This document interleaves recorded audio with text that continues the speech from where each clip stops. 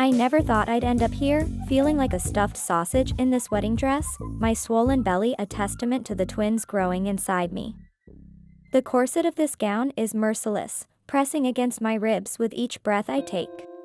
I sit here at the head table, watching the festivities unfold around me as if I'm not even part of my own wedding.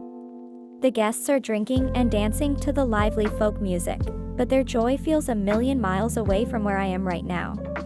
My new husband, Christopher, is at the next table, drinking more and more as the night wears on.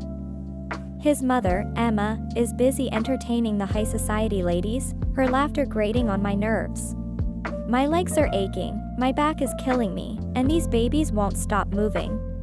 I can't help but think how ridiculous this all is.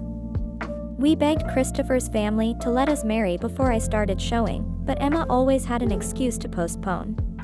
Now here I am, undeniable proof of my pregnancy on full display. I'm so overwhelmed, I decide I need to use the restroom, a common necessity in this complicated pregnancy. As I make my way out of the hall, wobbling slightly and lifting the long train of my dress, I overhear Emma, Christopher's mother, talking to one of her important lady friends. My heart sinks as I hear her words, "Oh, Angela dear, I don't know how to handle this tragedy." My Christopher seems to have lost his mind, bringing this girl from an orphanage and getting her pregnant with twins. I nearly fainted when I realized we'd have to have this wedding. Why does this all fall on my shoulders? We don't even know if the babies are really his. She's clever enough to lie her way into a place to live in the capital. And Christopher, bless his heart, is so naive, claiming he loves her. What a punishment this is. I thought he'd marry Ruth, that lovely architect's daughter, not this beggar. Her words cut deep, each one a knife twisting in my heart. I clear my throat loudly, startling Emma. She turns, plastering on a fake smile and speaking in a sickeningly sweet sing-song voice. "Morgan dear, are you feeling unwell? You look pale. Let me have the driver take you home. In your condition, you need more rest. Go home, we'll finish the party without you." As I stand there, hurt and insulted, I can't help but wonder how I ended up here, married to a man whose mother clearly despises me. Is this really the life I want for my children? For myself? I find myself desperately longing for a mother figure to help me through this chaos. The faces of the kind nurses from the orphanage flash through my mind. I wish one of them was here now, offering comfort and advice as I face this overwhelming situation. Having grown up without parents, I've always felt a void in my heart, but never more strongly than at this moment. I wonder what it would be like to have a mother to turn to, someone to hold my hand and tell me everything will be all right. But I know there's no use dwelling on what I don't have. I've survived on my own before, and I'll do it again, this time for my babies. They may not have grandparents or a father, but they'll have me, and I'll be enough. I straighten my shoulders, feeling a strength I didn't know I possessed. It's time for me to become the mother I always wished I had. I lay here, my pillow damp with tears, wondering how my wedding day turned into this nightmare. The memory of Emma's fake smile and saccharine voice still makes my stomach churn. I left my own reception, surrounded by strangers who looked down their noses at me, their disdain as palpable as the heavy perfume that clung to the air. I hoped, prayed even, that Christopher would notice I was gone, that he'd come rushing after me, worried and full of love. But here I am, alone, while the party goes on without me, without the bride. It's like I'm living in some cruel joke, unimportant and easily forgotten. The sound of the front door opening jolts me from my thoughts. Christopher stumbles in at dawn, reeking of alcohol and expensive women's perfume. He doesn't even make it to the bed, just collapses on the floor, still fully dressed. As I listen to his drunken snores, I feel a wave of nausea that has nothing to do with my pregnancy. This isn't the marriage I dreamed of, not even close. My mind wanders back to how beautifully our love began, a stark contrast to this bitter reality. I can barely remember my life before the orphanage, just fragments of memory, a woman's pleading voice, telling me not to cry, that I'd be living somewhere else. At 3 years old, I arrived at the orphanage, unable to speak much, not knowing who I was or where I came from. I adapted slowly, always quiet and reserved. My childhood there was neither good nor bad, just routine. Wake up, go to bed, classes, play, everything planned out. I accepted it all quietly, not knowing any other life. The teachers loved me for my intelligence and calm demeanor. After graduation, they helped me get a small, unrenovated government apartment. It was perfect to me. I dreamed of becoming a doctor and enrolled in medical school. That's where I met Christopher. He was so different from anyone I'd ever known, charming, full of life, from a world I could barely imagine. When he proposed, I thought I was living a fairy tale.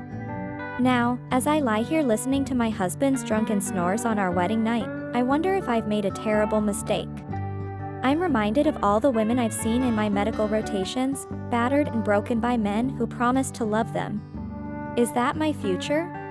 No, I tell myself, I won't let that happen. I've survived alone before, I can do it again if I have to. These babies deserve better, and so do I. As the first rays of sunlight creep through the window, I make a silent vow. I'll finish my degree, become a doctor, and create a life where I'm valued and respected. If Christopher wants to be part of that life, he'll have to prove himself worthy. And if not, well, I've faced worse odds before. I place a hand on my swollen belly, feeling the twins move. We'll be okay, I whisper, and for the first time since the wedding, I actually believe it. I never thought I'd find myself in this situation, working part-time at a pharmacy just to make ends meet.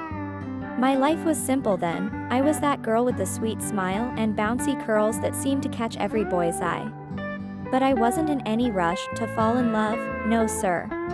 The orphanage had shown me enough to know better. I'd seen too many young girls lose their way, watched as alcohol and drugs dragged them down. I'd made a promise to myself, career first, marriage later. But oh, how the heart refuses to listen to such practical notions. It was just another day at the hospital, tending to a post-op patient, when I saw him, a handsome young man with eyes as dark as midnight. Christopher caught my attention right away, all politeness and charm, with a wink and a compliment that made my cheeks flush. What started as friendship blossomed into love before I even realized what was happening. He came from money, you see, mother a businesswoman, father in city administration. At first, I felt intimidated, but I didn't hide my background as an orphan or my lack of a wealthy family. Christopher, bless his heart, admired my strength and independence. He told me I was incredible, fighting on my own, studying, working. He said he respected that, confessing that sometimes he felt burdened by his parents' constant worry and support. I remember telling him how lucky he was, that having someone care like that was a dream for me. You think being independent is easy? I'd said, it's terrifying not having anyone to fall back on. We started going out, and I fell hard, all my previous resolutions forgotten. Christopher was caring and gentle. He promised we'd be together forever. I thought I'd found perfect happiness, like something out of those romance novels I'd sneaked reads of back at the orphanage. But a few months later, everything changed. I started feeling off, always tired, crying for no reason, my cycle all over the place. When I saw those 2 lines on the test, it felt like the floor had dropped out from under me. We'd only just started our relationship, and Christopher hadn't even introduced me to his parents yet.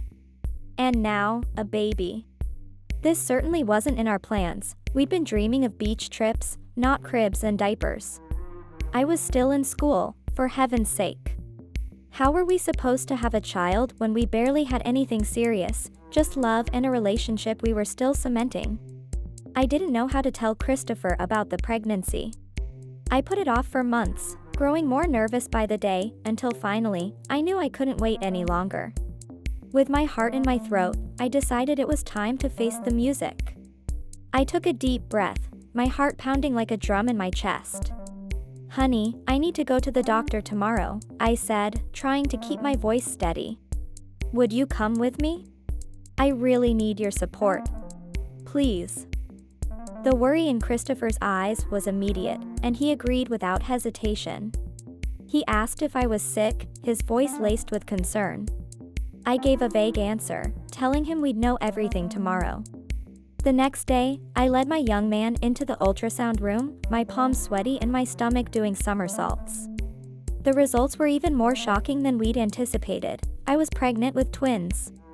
Even the doctor seemed surprised, carefully examining my belly before muttering to himself. 1, 2.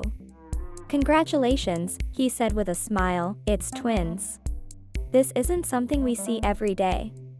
His cheerfulness was a stark contrast to Christopher's reaction. On the way home from the hospital, Christopher couldn't stop gesticulating and complaining. His words hit me like a ton of bricks. How could this happen? He demanded. I am going to be a doctor. How could I not have thought to protect myself? Now we are facing a real problem, he continued. How can I explain this to my parents? They'd kill me, he exclaimed. And where would we live? My tiny apartment was already cramped for the two of us, let alone 4. He didn't have his own place yet, he reminded me. His father had promised a luxury apartment as a wedding gift, but now who knew how he'd react? I felt like I was drowning in a sea of emotions, fear, guilt, uncertainty. Tears streaming down my face, I mumbled that I didn't know what to do. I was in shock, I told him. I wasn't prepared for pregnancy, I needed to finish my studies, and now it was twins. But then something in me snapped. Don't yell at me like I'm the only one to blame, I said, my voice stronger than I felt. You were there too. I didn't make these babies alone. My voice broke as I voiced my deepest fear. I'm so scared. Are you going to leave me now? As I stood there, waiting for his answer, I felt like my whole future hung in the balance. Would he stand by me, or would I be left alone, just like I'd always feared? In that moment, I realized that no matter what happened, I had to be strong, for myself and for these unexpected little lives growing inside me. I never thought I'd find myself in this situation, caught between love and judgment, hope and despair. Christopher's embrace should have been comforting, but his words rang hollow in my ears. He said they were his children too, apologizing for his outburst. We needed to tell his parents, he said, and somehow get married. We'd figure it out together, he assured me, even though he didn't know how. I felt a flicker of relief, but it was short-lived. When we went to meet Christopher's parents, the welcome was about as warm as a January morning in Alaska. Christopher tried to break the news gently, telling them we were in love and expecting 2 children. He pleaded for their understanding, admitting we were as shocked as they were. Emma Johnson clutched her heart and cried out like she'd been shot, while Christopher's father just frowned in silence. What followed was a long, humiliating interrogation that felt like they were dissecting my life under a microscope. With each question, I could see myself becoming less and less desirable in their eyes. Not only was I pregnant with twins, but I was an orphan with no family or fortune to my name. In their eyes, I was a bad deal for their only son. But they had no choice, they had to accept their son's bride. They decided to rent out my tiny apartment and have us live in their mansion. At least there'd be space for the children to play, they reasoned. And just like that, a new chapter of my life began, adult family life. No more working at the pharmacy, my future in-laws were dead set against their daughter-in-law working as a shop girl. I was grateful they at least allowed me to finish my studies. There I was, taking my final exams with a belly the size of a watermelon. I'd always dreamed of getting married before my pregnancy showed, wanting everything to be perfect. I'd fantasized about dancing with my love, trying on different dress styles in salons, experimenting with veils and accessories. After all, a wedding is more than just a celebration for a woman, it's a symbol of love, a rite of passage, a memory for a lifetime. But Emma Johnson had other plans. She postponed the wedding date 3 times, each time with a new excuse. Now it was an illness, then high blood pressure, then unavoidable work, or the season wasn't ideal. It seemed deliberate, like she was trying to delay the celebration until I was in my 3rd trimester, shapeless and without beauty. Perhaps she wanted to make a laughingstock of me in front of the guests. Emma was a difficult woman, seemingly devoid of compassion, respect, or kindness. She ruled over the entire family and work dynamics without question. As I lay in bed each night, my hands resting on my growing belly, I couldn't help but wonder what I'd gotten myself into. Was this the family I wanted for my children? For myself? But then I'd feel a kick, a reminder of the little lives depending on me, and I'd steel myself. I may not have chosen this situation, but I was determined to face it head-on, for my babies and for myself. In the grand mansion of the Johnson family, Emma's smile was as bright as polished silver when others were around. But as soon as Christopher returned from work, she'd whisk him away to his father's study, her true colors emerging. "Darling," she'd coo, her voice dripping with false concern, "you won't believe what your fiancé did today. She ruined your silk shirt. The foolish girl washed it on the wrong cycle. And she's been lounging about all day, making herself quite at home. Where did you find her again? You've barely known each other, and she's already pregnant with twins. Are you sure they're yours? There's never been twins in our family, you know. It's genetic, after all. Why saddle yourself with such a burden? What's so special about her? She's a simple girl with no real intelligence, not even graduated yet, if she even can. She doesn't have a penny to her name. Can you imagine 2 babies crying all the time? It would drive me mad, and you too. You're so young, Christopher. Your whole life is ahead of you. And now you want to tie yourself down with sleepless nights and this enormous responsibility? You're still a child at heart, used to living with mommy. You don't need to worry about 2 children who might not even be yours. Wake up while there's still time." Christopher, clearly agitated, responded defensively. He asked his mother what she was suggesting, that he throw out his pregnant fiancée. What would people think? He insisted he truly loved Morgan. He admitted he didn't want children right now and couldn't imagine what it would be like, but said they'd get used to it. What else could they do? Emma's smile turned sickeningly sweet as she replied that they didn't need to throw Morgan out. That would be cruel. She had another suggestion. After these intimate conversations, Christopher would emerge agitated, irritable, and angry. It seemed he wasn't happy with the idea of becoming a father so soon either. He felt like his life was over, that he'd be trapped at home forever. Even the wedding seemed like a cheap and foolish charade, just to keep up appearances. I stand there, watching Christopher mumble something incomprehensible before the registrar, his hands shaking as he slips the ring on my finger. The moment I've dreamed of since I was a little girl feels hollow, like a poorly rehearsed play. After the ceremony, he disappears into the celebration, not even noticing when I slip away, too exhausted and heartsick to pretend anymore. Is this how a man in love behaves? Where's the tenderness, the warmth we once shared? It's as if our unexpected pregnancy has erased every trace of affection between us. 2 weeks pass, and there's no mention of a honeymoon. Christopher's parents are counting every penny given to us as newlyweds, money I haven't even seen. We start bickering over the smallest things. He's irritated by my tossing and turning at night, complaining that I won't let him sleep. Before I know it, he's moved to another room. My heart aches with each passing day. I long for his presence, craving just a little affection and support, especially at night when my fears threaten to overwhelm me. I'm terrified of the birth, of the possibility of a C-section, of something going wrong with the babies. Here I am, still a student, facing the prospect of caring for twins. There's no one I can confide in, no shoulder to cry on. No family, no real friends. I try to calm my nerves by imagining Christopher falling in love with our little ones the moment he holds them, but even that hope feels fragile. Then, out of the blue, he drops another bombshell. He's going on a business trip for 3 weeks, starting tomorrow. He has important matters to settle, he says, as if it's the most natural thing in the world. Tears well up in my eyes as I plead with him. How can he say such a thing? I'm already struggling, feeling hated by his mother and despised by his father. And now he's leaving me? What if the babies come early? I've read it's common with multiple pregnancies. What am I supposed to do alone? The doctors are still debating whether I'll need a C-section. How can he abandon me at such a crucial time? I beg him not to go, not to frighten me like this.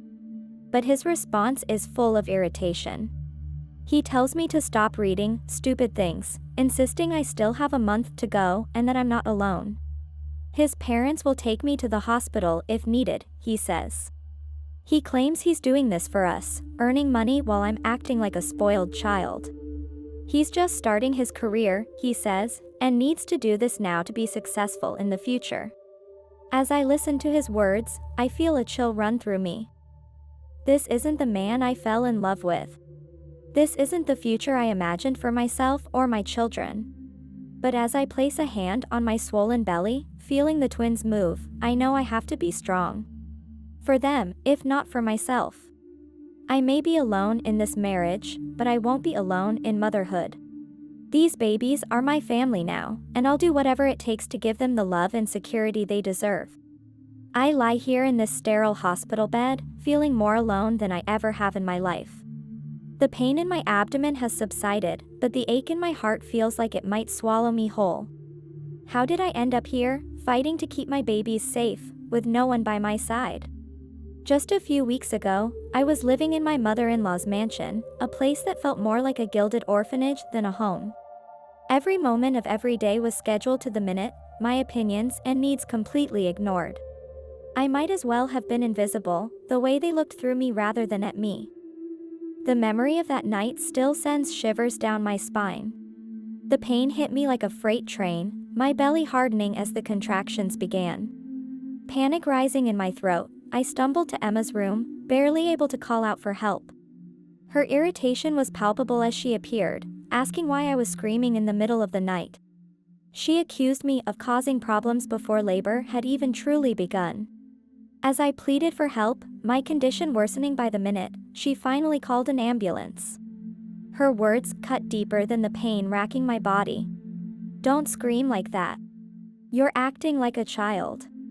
Be a real woman," she said, as if I could control the fear and agony coursing through me. Now, here I am, hooked up to IVs, fighting hour by hour to keep my babies safe. The doctors say I need to stay here until I give birth to avoid further complications. Desperation claws at me as I try to reach Christopher, hoping that he'll come back to support me. But his phone is always out of service, and his mother won't answer my calls either. A terrible thought creeps into my mind. Did they plan this? How am I supposed to stay here alone? I don't even have anyone to bring me my things. Thank goodness I managed to save a little money from my apartment rent, but it's barely enough for a few weeks, let alone if I need to buy medication. As I lie here, listening to the steady beep of the monitors, I can't help but think of the girls I knew back at the orphanage. How many of them ended up in situations like this, alone and scared, with no one to turn to? I always thought I'd be different, that I'd find love and build a family of my own. But here I am, married yet more alone than ever. Still, as I feel a flutter in my belly, a reminder of the precious lives I'm carrying, I steel myself. I may not have the family I dreamed of, but I will be the mother these babies deserve. I'll fight for them with everything I have, even if I have to do it alone. This isn't the story I thought I'd be living, but it's mine, and I refuse to let it break me. I lay in my hospital bed, days blending into one another, feeling more alone than I ever have in my life. No visitors, no phone calls answered, the silence was deafening. A terrible suspicion began to grow in my heart, like a weed choking out the last bits of hope I had left. Had Christopher really abandoned me? Changed his number? It seemed impossible that we couldn't reach each other for days, yet here I was. I buried my face in my pillow, tears soaking the thin fabric, my nerves frayed beyond belief. The other patients, bless their hearts, tried to comfort me with shared fruit and kind words. I even made friends with Emily Walker, a sweet nurse's aide who took pity on me. She'd chat with me, try to cheer me up, sometimes bringing homemade meals that were a godsend compared to the bland hospital food. But none of this could truly ease the ache in my soul. I was about to give birth, and my husband was nowhere to be found. In desperation, I turned to Emily, pleading for her help. I told her how exhausted I was, how I feared something terrible might have happened to Christopher. Why has he vanished? I asked her, my voice barely above a whisper. Where could he have gone? He wouldn't leave me here forever. We're married, after all. At least, I think we are. The words tasted bitter in my mouth as I voiced my deepest fears. What if he's in trouble? Please, could you go to this address and deliver my note? You might bring back some news. Otherwise, I think I might go mad with these terrible thoughts. Emily, bless her, agreed to help, promising to go on her next shift. I waited anxiously, hope and dread warring in my heart. But when Emily returned, her news hit me like a physical blow. She told me she'd seen Christopher, alive and well, leaving the mansion with another woman. When she approached him with my note, he'd looked at her strangely, then at the woman in blue beside him. He'd told Emily she must have the wrong address, that he didn't know anyone named Morgan. He didn't even read the note, just tore it up and tossed it away. Emily said she could tell from his shifty eyes that he was lying. He's clearly abandoned you, she said, her voice gentle but her words cutting deep. He's decided to forget you forever. What a terrible family. As Emily's words sank in, it felt like a massive balloon of pain exploded inside me. Tears streamed down my face, and suddenly, I felt a rush of water between my legs. Emily's eyes widened as she called out that my water had broken and she was going to get the doctor. She told me to hang in there, that she'd be right back. In that moment, as the first contraction hit, I realized that this was it. I was about to become a mother, alone and heartbroken, but determined to be strong for my babies. They were all I had now, and I swore to myself that I would give them all the love and protection that their father had denied us. This wasn't the beginning I dreamed of, but it was our beginning nonetheless. And I was ready to face whatever came next, for my children's sake. I never imagined I'd be here, cradling two precious newborns in my arms, feeling both overwhelmed with love and crushed by abandonment. The birth was surprisingly smooth, thank heavens, and I didn't even need a C-section. But as I look at my beautiful boy and girl, reality hits me like a freight train. I can't even hold both babies at once, I whisper, my voice breaking. I don't even have a stroller. Tears stream down my face as the enormity of my situation sinks in. Emily, my guardian angel of a nurse's aide, tries to comfort me. She tells me not to worry, that everything will work out.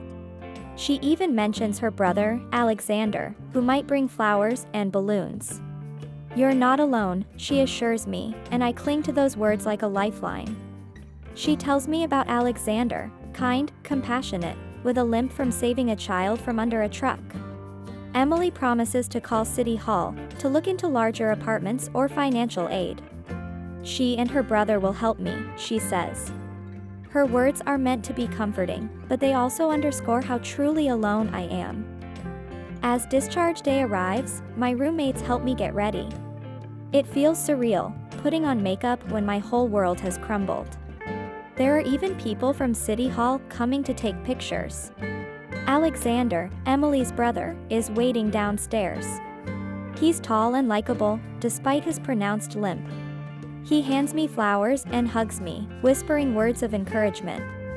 Just then, a local TV crew bursts in, looking for heartwarming stories about new mothers. They zero in on me and the twins, asking about my first impressions and expectations. I paced on a smile, trying to appear composed for the cameras.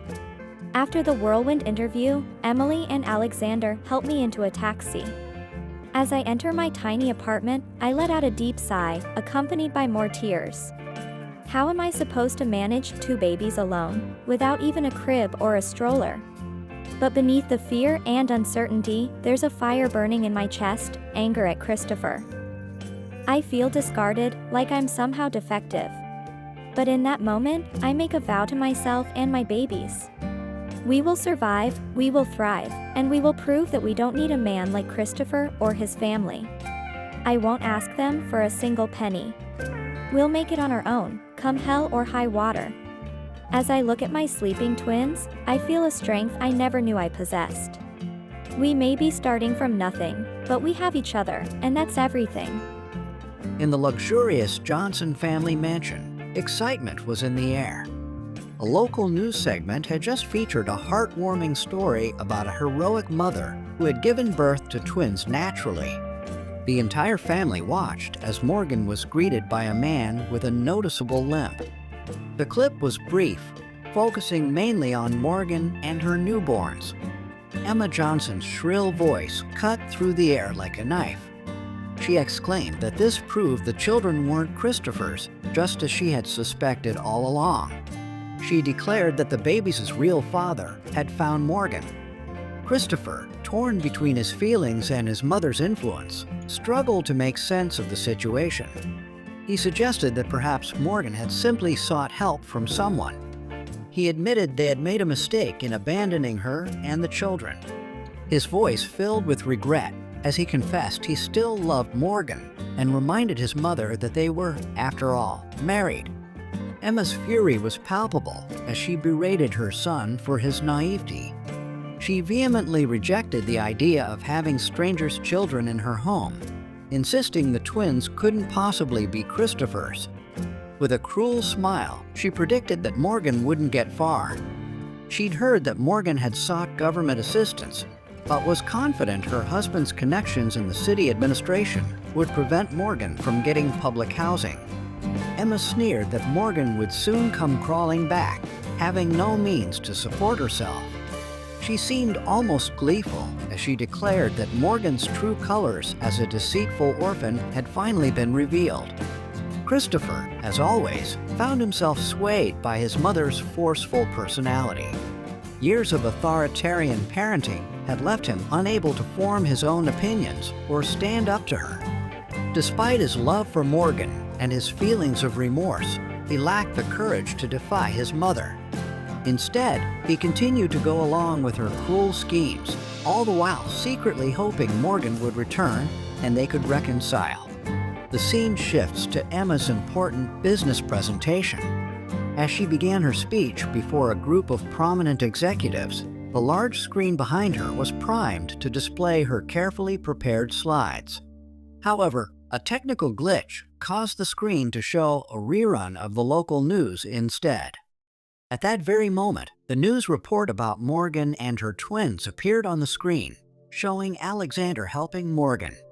The entire audience was stunned. Many attendees had been at Christopher's wedding and recognized Morgan. They were puzzled why Christopher wasn't with her, who this man was, and most importantly, what this had to do with a business presentation. Emma, realizing her foolish mistake, quickly switched to computer input. She apologized and continued her presentation, but by then, everyone was whispering and debating about the unexpected scene they'd just witnessed. One businessman, Michael Smith, could barely stay until the end of the event. He was shocked to recognize the man in the video. Alexander was the same stranger who had saved his 8-year-old son from a traffic accident a year ago. At the time, the boy's father had been on a long business trip and wasn't there when the accident occurred. Upon his return, he had studied the intersection's surveillance footage and remembered the rescuer's face well. But the man's identity and whereabouts had remained a mystery. He had disappeared while paramedics were tending to the boy, even refusing medical assistance for himself. The grateful father, Michael, had wanted to thank this noble hero personally, and now he had seen him again. Not wasting any time, Michael used his connections to discover that Emma's son had abandoned his wife and children, not even being present when Morgan was discharged from the hospital. He found out where she was registered and headed there. Knowing he was visiting young children, he bought diapers and toys, not wanting to arrive empty-handed. At the door, he was greeted by a pale, thin young woman. She was very surprised by the visitor, but despite him being a stranger, Morgan quickly began to speak. I open the door, my heart skipping a beat at the sight of an unfamiliar face. For a moment, I'm transported back to the day Christopher left, and I feel that same surge of hope and dread. But this isn't my husband, it's a stranger, and I'm suddenly aware of how disheveled I must look. I'm sorry, I say, my words tumbling out in a rush, but I need to keep this brief. As if on cue, I hear the twins start to fuss in the background, their cries a reminder of the constant demands on my time and energy. The babies need feeding, and I haven't managed to finish anything today, I explain, feeling a flush of embarrassment creep up my neck. The smell of burning food reaches my nose, and I add, and I think my stew is about to burn. I need to check on it. The man, Michael, he introduces himself, hands me some bags, and asks about Alexander, the man who helped me at the hospital. As he speaks, I feel a wave of emotions wash over me, gratitude for Alexander's kindness, shame at my current situation, and a flicker of hope that maybe, just maybe, things might be looking up. Thank you, I say, my voice thick with emotion as I accept the gifts. Alexander is Emily the nurse's aide's brother. We became friends at the hospital. I can't help but add, he's a good man, kind. He helped me bring the babies home. I couldn't have managed alone. The bitterness creeps into my voice as I continue, my shameless husband abandoned us, but God will judge him and his mother. We'll survive without them. As I scribble down Emily's contact information, I feel a lump form in my throat. They're wonderful people, I say, blinking back tears. They're helping me as much as they can. I can't even take the children for a walk, I don't have a stroller. Standing there in my tiny apartment, surrounded by the chaos of new motherhood and abandonment, I suddenly feel very small and very alone. But as I look at this kind stranger, I feel a spark of something I haven't felt in a long time, hope. Maybe, just maybe, there are still good people in this world, people who care about a struggling young mother and her twins. And for the first time in weeks, I allow myself to believe that we might just make it after all. Morgan handed Alexander's contact information to Michael, who wasted no time in calling to set up a meeting. Michael explained to Alexander how he had recognized him from the news report and that Morgan had provided his contact details. When they met, Alexander shared his story. After injuring his leg in an accident, he had struggled to find decent work, but he and his sister Emily had been doing their best to help Morgan. Michael listened attentively without interrupting, impressed by this man's kindness and courage. Despite his own challenges, Alexander was still concerned about a young woman he barely knew. The businessman spoke with determination, his voice firm but kind. He offered Alexander a job at his company, suggesting they start with a position as assistant manager and see how things progressed. He emphasized the good salary and reasonable hours. Michael then added that he would take care of the stroller situation, noting that it wasn't a significant amount for him, and he was glad to help the struggling young mother. Alexander's joy was palpable as he accepted the offer enthusiastically. He promised not to disappoint and to work hard, adding that his sister would be overjoyed as she had always worried about him. I never imagined my life could change so dramatically in the blink of an eye. One moment I was drowning in despair, and the next, a lifeline appeared in the form of Alexander and Michael. Alexander started working at a big company, proving himself to be an exceptional employee and quickly rising to general manager. His career took off like a rocket, and I couldn't help but feel a mix of pride and awe. Michael, true to his word, bought the twins an elegant stroller that brought tears to my eyes.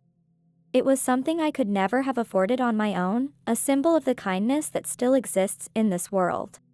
Now, our walks are a joy, the babies sleeping peacefully in the fresh air, their appetites improving day by day. As for Alexander and me, we've grown incredibly close. He's become an unofficial member of our little family, always there, helping with everything, bringing a sense of comfort and peace I thought I'd never feel again. He's truly a kindred spirit, and sometimes I catch myself wondering if this is what real love feels like. The pain of Christopher's betrayal has started to fade, like an old photograph losing its color. I realize now that we were completely different people, and what we had was probably more passion than love. I don't regret the divorce anymore. Life with his unpleasant mother would never have been happy for me anyway. With Alexander and Emily's help, I even managed to get a 3-bedroom apartment from the city. No more cramming our growing family into that tiny space. Time has flown by, and before I knew it, the twins were starting daycare and I was finally able to return to university. I've even begun my internship on the same ward where I gave birth. Talk about coming full circle. It wasn't easy at first, juggling everything, but I've learned to manage it all, finding a rhythm in the chaos. And through it all, Alexander has been there, my faithful knight, bringing a lightness and peace to my heart I never thought I'd feel again. The way the children call him Papa, reaching out their little hands, and how he melts with love, it's a sight that fills me with joy and hope for our future. As I watch my little family, I can't help but think how life has a funny way of working out. From the depths of despair, I've found a happiness I never knew was possible. It's not the life I planned, but it's a life filled with love, laughter, and second chances. And you know what? I wouldn't have it any other way. In the once opulent Johnson household, things had taken a turn for the worse. Emma Johnson, the former mother-in-law, had lost her job, and her husband had suffered a significant financial blow, pushing the family business to the brink of bankruptcy. Christopher, unable to cope, had turned to alcohol, constantly blaming his mother for destroying his family and forcing him into such despicable actions. He could never forget the kind and loving Morgan, his conscience tormenting him relentlessly. He even tried to reconcile with her, calling incessantly, but his ex-wife now either ignored him or simply hung up, just as he had once done to her. Christopher began gambling in casinos, squandering what was left of his parents' capital. He hired women for company, but none could provide even a fraction of the warmth Morgan had given him. Emma Johnson, watching her son spiral downward, became frantic with the realization that it was all her fault. Her hatred for her former daughter-in-law only grew stronger. In a moment of desperation, she turned to Christopher with a chilling suggestion. She asked if he would forgive her if she took his children away from that wicked woman, proposing that they could live with him, their father. Christopher, suddenly energized, eagerly responded that he would give everything in the world for that. I never thought I'd find myself here, in a courtroom, fighting for the right to live in peace with my children. The irony of Emma's lawsuit isn't lost on me. They were the ones who loudly proclaimed these weren't their grandchildren, and now they want custody? I stand before the judge, my voice steady despite the storm of emotions inside me. Christopher is not the father, I declare, the words tasting like ash in my mouth. These are not his children. Please, just let us live in peace. Emma's shrill voice cuts through the air like a knife, accusing me of lying, of denying the children their father out of revenge.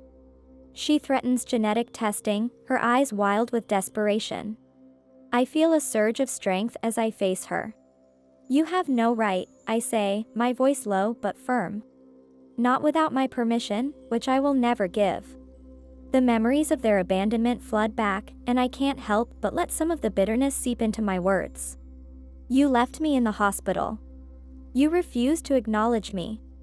I was a thorn in your side. So now, rejoice that I'm not in your lives. Why can't you just live in peace? Thanks to the clever tactics of the lawyer Alexander hired, the court sides with me. As Christopher and Emma prepare to leave, I feel a moment of triumph, quickly followed by exhaustion. But it's not over yet. Christopher grabs my arm, his touch sending a shiver of revulsion through me. He begs for forgiveness, claiming he still loves me, that he can't forget me. I shake off his grip, looking at my ex-husband with eyes that have seen too much. You may not be able to forget me, I say with a cold voice, but I never want to remember you again. Do you understand? The words pour out of me, years of hurt and anger finally finding release. What kind of husband and father are you? Just mommy's little boy. Her precious treasure. Always doing what mommy says. And then, surprisingly, I feel a wave of gratitude wash over me. You know what, Christopher? I should thank you. If you hadn't abandoned me so callously, I might never have met the most valuable man in my life. I might never have found true happiness. I straighten my shoulders, feeling taller and stronger than I have in years. I'm not saying goodbye. I'm saying farewell forever. And with that, I walk away, my heels clicking confidently on the floor, my head held high. As I step out into the sunlight, I feel like I can finally breathe again. The future stretches out before me, bright and full of promise, and for the first time in a long time, I'm excited to see what it holds. After the trial, Christopher spiraled completely out of control. He began gambling and drinking excessively, developing a deep hatred for his mother. Soon, he found himself deeply in debt to loan sharks, mortgaging his home and assets until everything was consumed by his debts. In essence, he was digging his own grave. Emma Johnson appeared to have aged 15 years overnight. Her back hunched, her face etched with lines of anger and bitterness. In her desperation, she made a chilling decision. She whispered to the criminal creditors that Christopher had real children with Morgan, suggesting that kidnapping these children would be worth enough to repay the debts. Her desire to punish and hurt Morgan had become an obsession for this woman who had clearly lost her grip on sanity. I never thought I'd experience a fear so paralyzing, so all-consuming. One moment, I'm watching my children play in the park, their laughter a balm to my soul after a long day at work. The next, they're gone, snatched away by faceless men in hoodies and caps. I can still hear the screech of tires as the car speeds away, my babies inside. My legs give out beneath me as I run after them, my voice raw from screaming for help. The world becomes a blur of panicked faces and sirens. At the hospital, I'm barely conscious, the sedatives dulling the edges of my terror. Alexander's face swims into view, and I cling to him like a lifeline. Find them, I beg, my voice a broken whisper. I can't live without them. What if they're hurt? Or worse? The possibilities are too horrific to contemplate, each one a knife to my heart. Alexander holds me tight, promising that the police are searching, that we'll find them. But how can he be so sure? When the detective arrives, I force myself to focus, to remember every detail I can. My hands shake as I try to describe the kidnappers, the car. By some miracle, I remember the license plate, a small ray of hope in this nightmare. As the search continues, I feel like I'm being torn in two. Part of me wants to collapse, to give in to the crushing weight of fear and despair. But another part, the mother in me, refuses to give up. I turn to Alexander, my voice steadier than I feel. Please, let's go in that direction. My heart will find my babies. I'm not lying. He hesitates, and I can see the conflict in his eyes. I can feel my heart pounding in my chest, each beat a reminder that my children are out there, somewhere, waiting for me to find them. Alexander's trying to reason with me, telling me I'm too weak to go searching, but he doesn't understand. I fix him with a gaze that burns with the intensity of a mother's love and desperation. If you won't take me there, I say, my voice low and determined, I'll escape this hospital and find my babies by any means necessary. I'll tear anyone apart who stands in my way. I'll dig up the earth with my bare hands if I have to. I can see the conflict in his eyes, but he relents, and we head to the search site. We drive through nearby villages, showing photos of the twins, but no one has seen them. As darkness falls, Alexander tries to convince me to go back, but I'm possessed by a fierce determination. No, I insist, my voice breaking. I'm not going back until we find them. Please understand. My heart is about to stop. I can't eat or sleep anyway. Please, let's just ask a few more people. Just as we're about to leave the last village, I spot a forest ranger's cabin. My heart leaps into my throat as I run towards the lit window, desperate for any help. The bearded ranger listens to my frantic story and tells us about a hideout in the swamp where the kidnappers might be. We set off with him, hope and fear warring in my chest. At the hideout, we see a faint light in a small window. Suddenly, there's a scuffle and a gunshot. The ranger subdues a man and finds my terrified children inside. The man claims he rescued the children from criminals and brought them to the cabin for protection. As we bring the children home, relief washes over me like a tidal wave. When I finally hold them in my arms again, joy and gratitude overwhelm me. The police reveal that the man in the cabin wasn't the kidnapper, but actually their rescuer. He leads authorities to where the children were hidden, uncovering evidence that leads to the real criminals. Emma Johnson's evil plan is exposed, and she's committed to a mental institution. Christopher's life takes a dark turn, with his father dying of a heart attack and the family business in ruins. As I look at my children, safe in their beds, I realize that this nightmare has finally ended. But the fear lingers, a reminder of how quickly everything can change. I vow to hold them closer, love them fiercer, and never take a single moment for granted again. I never thought I'd find peace after all we've been through, but here we are, sitting down to dinner with Gregory, the man who saved our children. As I watch Alexander thank him, calling him a true hero, I feel a warmth spreading through my chest. Gregory's humble response, saying I'm the real heroine for never giving up, brings tears to my eyes. I smile softly, saying we only did what any parent would do, but deep down, I know it was more than that. As Gregory shares his tragic past, I see a reflection of my own pain in his eyes.